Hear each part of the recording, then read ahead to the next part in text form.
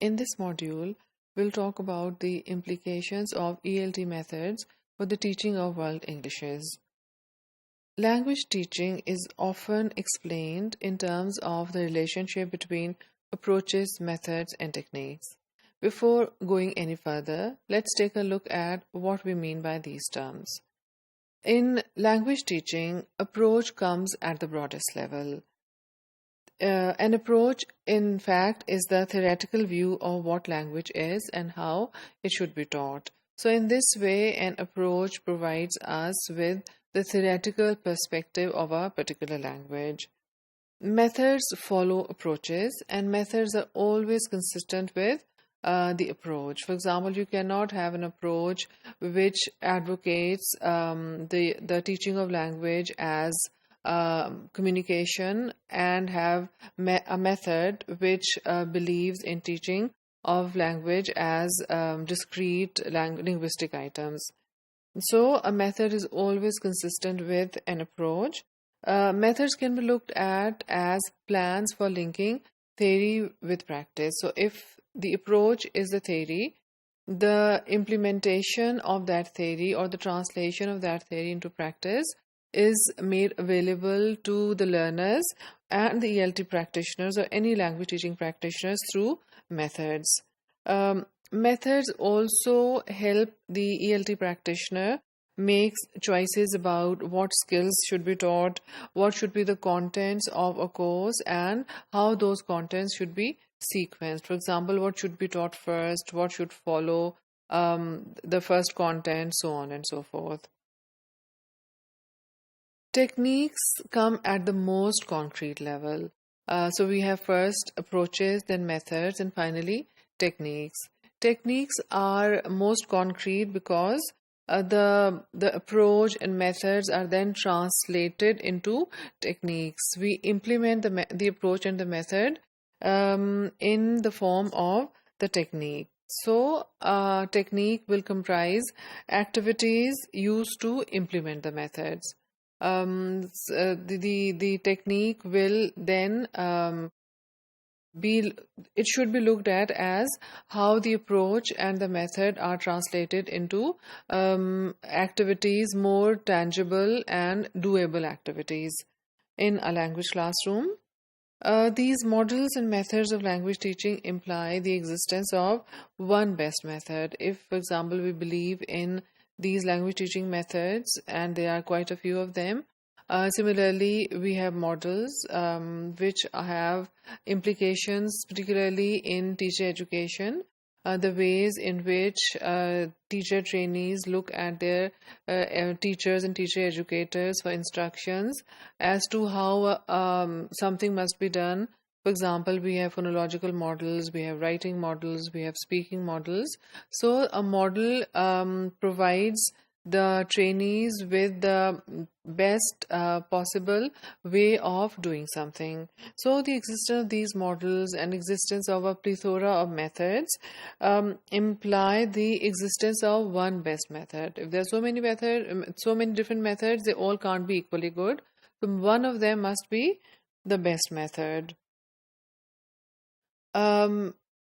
Another implication of these models and one best model is the use of or the acceptance of the native speaker as the provider of the model. So if there is a model, who provides the model? It is the native speaker who provides the model.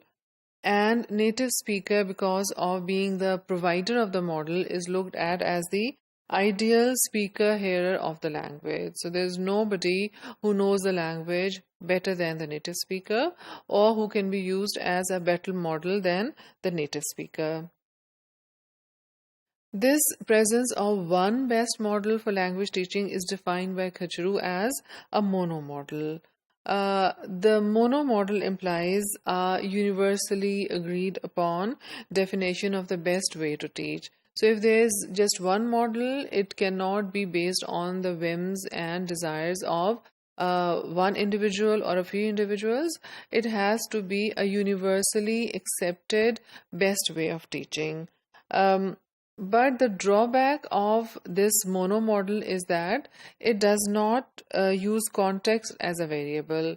Although we see, especially with the world Englishes, with the spread and acknowledgement of world Englishes, we see that English is used in different contexts, and there are variations which are a result of the use of English in different contexts. However, this perspective of a model, especially just one model for the teaching and learning of English, completely negates or completely overlooks the existence, the presence of the context as a variable. Then we have a phenomena, let's call it a phenomena, which was introduced by Kumara Vadivelu, another ELT expert and researcher. This is a post method. Kumara Vadivelu suggests the existence of a post method era. He is of the view that the era of methods, that is one particular method which is followed by all the teachers or some of the teachers, that era is over, and now we live in an era of post method. What this means is that because of the fact, the reality of the spread of English in different contexts, and English being taught and learned in different contexts, especially being taught not only by native speakers but a large number of non-native speaking teachers, the idea that one method which is good for let's say a Western country, a native English speaking country, is equally good for a non-native English speaking country, for example a country from the outer or the expanding circle. So a method which was developed with a foreign context, a Western context in mind, cannot have very good results, cannot produce very good results in a very different context, let's say a non-native context. So we should not follow these methods blindly. That is what post method, the post method approach suggests. This approach suggests the ineffectiveness of one size fits all approach, that one method is good enough for teaching of English all over the world. It also gives importance to the context and local needs. So it is this concept or perspective of post methods which gives importance to the context, and not only to the context but also the local needs of the learners.